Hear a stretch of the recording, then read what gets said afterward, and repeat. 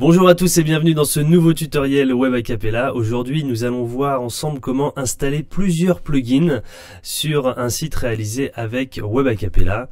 C'est parti. Alors, on a choisi ces trois plugins là.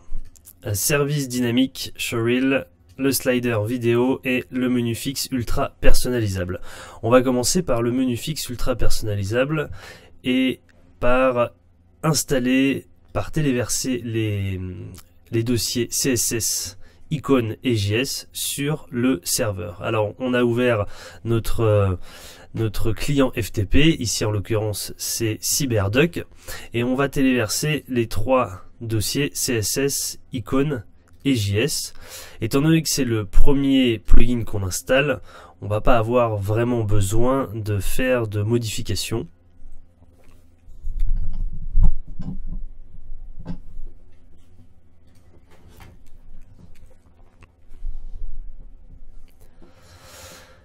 Et on va essayer surtout de donner un ordre d'importance au plugin qu'on installe. Le plugin menu fixe étant le premier plugin qu'on voit apparaître quand on arrive sur le site, on va partir du principe que c'est le numéro 1. Donc on ne va pas changer le nom de ces dossiers, on va laisser JS, icônes et CSS. On va l'installer ensemble, tant qu'à faire. On a dans le dossier que vous téléchargez, entre autres avec la notice, vous avez deux codes HTML, l'élément HTML et le code head. On va les ouvrir tous les deux. Moi j'utilise comme logiciel TextWrangler pour les ouvrir. Dans le code head, on a des links et des scripts. C'est ce qui permet de faire les appels au dossier. On va les copier et on va, alors oui, j'ouvre Web Acapella, on est sur un nouveau projet et on va aller donc déposer ces lignes de code dans la section aide du site, site web, propriété du site web. Ensuite on clique sur la petite roue crantée et on colle les links ici et les scripts ici. On fait OK. Ensuite on va aller chercher le code élément HTML, ce qui va nous permettre d'afficher notre menu. C'est ici, on le copie. On crée un nouvel élément code HTML ici. On colle le code. Voilà. On étire l'élément HTML sur toute la longueur du site. Là, on est sur un site qui fait 1000 pixels de largeur. À l'intérieur de ce code, c'est expliqué dans la notice, on voit comment modifier plusieurs choses, comment personnaliser le plugin. Par exemple, quand on clique sur le logo, il faut que ça revienne à la page d'accueil de notre site. Donc, on va changer l'URL qui est ici. Ici, on va pouvoir changer les onglets du menu, les pages vers lesquelles sont redirigés quand on clique sur le menu. Voilà, j'ai un peu de mal ce matin. Et ici on a les liens vers les réseaux sociaux. Tout ça est expliqué dans la notice. On va avancer. On vient d'installer notre menu fixe ultra personnalisable. On va donc publier notre site et vérifier que tout fonctionne. C'est bon, ça fonctionne. Notre menu est là, est bien présent. On a nos différentes pages, on a nos liens vers nos réseaux sociaux. Tout fonctionne. Très bien. On va maintenant installer un deuxième plugin. Alors, on ferme ça. On ferme menu fixe. On va installer un deuxième plugin, par exemple, le service dynamique. Alors, quand on ouvre le dossier service dynamique, on se rend compte qu'il y a un dossier CSS et un dossier image. Sur notre menu fixe ultra personnalisable, on a déjà un dossier CSS, donc on ne veut pas qu'il y ait de conflit, et c'est pourquoi nous allons renommer ce dossier CSS. Étant le service dynamique Showreel étant le plugin numéro 2 qu'on installe sur notre site, pour pouvoir se repérer plus tard dans le temps si on a à faire des modifications, on va renommer ce dossier CSS en l'appelant CSS2. Et pour éviter de se demander à quoi sert le dossier image et à quoi il fait référence, on va aussi lui donner un numéro 2. Même s'il n'y a pas de dossier image, ça nous permet de voir ensuite sur notre serveur que tous les dossiers portant un numéro 2 servent au même plugin. Voilà, c'est juste un petit moyen de se repérer plus facilement à travers le serveur. On va prendre donc ces deux dossiers et on va les déposer sur notre serveur avec le client FTP. Ça prend bien sûr un petit peu de temps, le dossier CSS est long, et en attendant, on va ouvrir les deux éléments HTML, le code head de la page et le code élément HTML. On va ouvrir donc ces deux fichiers, on les ouvre avec TextWrangler, on va récupérer les deux appels ici, le code à placer dans la section head de la page.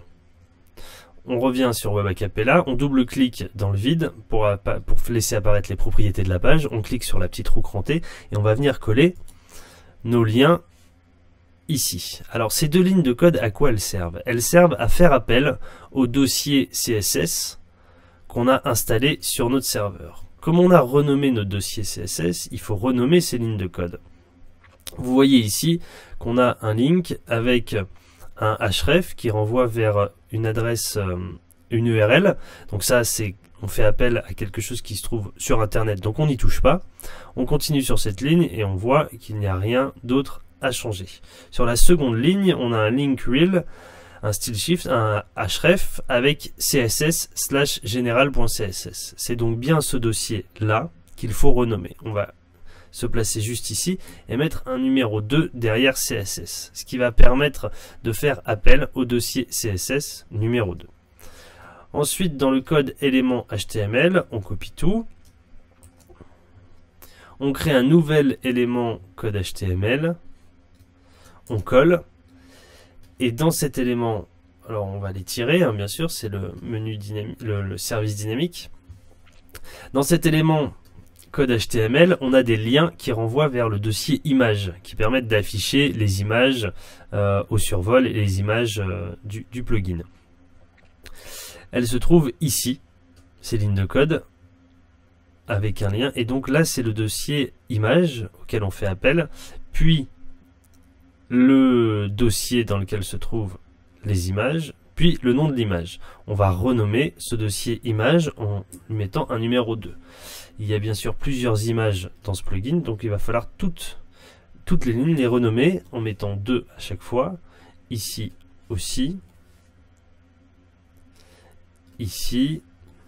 2. Ici. Voilà. Également, bon, ça prend un petit peu de temps, hein, c'est ça aussi, quand on crée un site internet, forcément, ça se fait pas en 10 minutes. On en a là aussi, voilà, et c'est bon.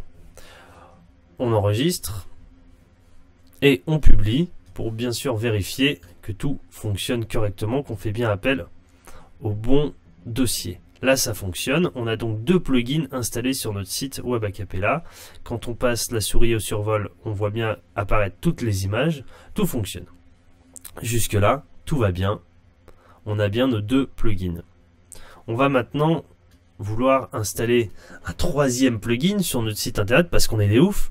C'est le troisième et le dernier exemple que je vous montrerai. Après, ça fonctionne un petit peu pareil pour tous les plugins. On a donc le slider vidéo. Le slider vidéo, quand on télécharge le fichier zip, on décompresse, on obtient un dossier dans lequel on trouve un CSS et un JS. Sur notre serveur, on a déjà, je vais rafraîchir, histoire que vous voyez bien tout ce qu'il y a sur le serveur, parce qu'il y en a, voilà. Sur notre serveur, on a déjà un dossier CSS, on a déjà un dossier JS. Il va falloir donc renommer ces dossiers. C'est le plugin numéro 3 qu'on installe sur notre site. Donc, en toute logique, on va placer un numéro 3 à la suite du nom du dossier. Ce sera donc CSS3 et JS3. Alors, il n'y a pas de JS2, mais encore une fois, c'est pour se repérer et pour savoir à quel numéro fait référence à quel plugin. Ce sera plus simple plutôt que de se dire que alors le plugin service dynamique c'est le CSS2 mais c'est le image normal, et ensuite le plugin slider vidéo c'est le CSS3 mais c'est le JS2. Voilà, on s'y retrouve plus. Vaut mieux mettre les mêmes numéros. On dépose sur notre serveur les dossiers JS3 donc et CSS3.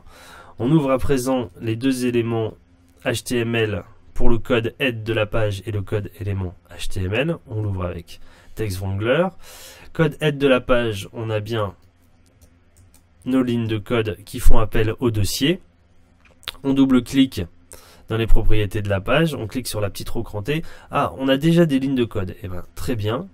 On se met à la suite. On va laisser un espace si on veut. On n'est pas obligé d'ailleurs, histoire de savoir aussi à quel plugin fait référence ces lignes de code, mais rien ne vous empêche de faire ça, hein, de laisser tous ces liens collés. Donc là, ces 3 lignes de code qui sont là servent à faire fonctionner le plugin Slider vidéo. Elles font appel au dossier CSS3. Il faut donc modifier ici le href. CSS3 ici également. CSS3. Et ici, on a un script. Le script, c'est pour les dossiers JS. On a le dossier JS ici. Et ensuite, le fichier JS. Le dossier JS, comme on l'a renommé, on le renomme également ici. JS3. Voilà. On va ensuite chercher notre code élément HTML. Dans ce code élément HTML, est-ce qu'il y a des lignes de code qui font appel au dossier? Il se trouve que oui, il y en a ici. Il y a une ligne de code qui fait appel au dossier, on le voit là, SRC, pardon, et on a le dossier JS dans lequel se trouve le fichier jQuery, blablabla. On va donc renommer aussi ce dossier JS. Vous pouvez soit le renommer depuis votre éditeur de code, soit le renommer dans Web Acapella, ça change pas grand chose. JS3 donc. Ici on a une autre ligne de code qui fait appel à un fichier, mais ce fichier est hébergé dans une librairie qui se trouve sur internet. Donc ça change pas, il n'y a pas besoin de modifier cette ligne de code. On vérifie le reste du code, il n'y a pas d'autres liens vers les dossiers qu'on a modifiés, donc c'est bon. On copie, on crée un nouvel élément code HTML, on vient coller le code ici, on va placer notre élément code HTML pour notre slider où on veut, c'est-à-dire là, par exemple. Voilà, et on publie pour vérifier si ça fonctionne. Je vous le dis tout de suite, ça ne fonctionnera pas. Il faut encore modifier quelque chose. Et voilà ce qui se passe.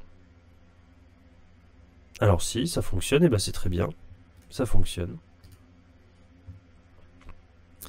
Ça fonctionne.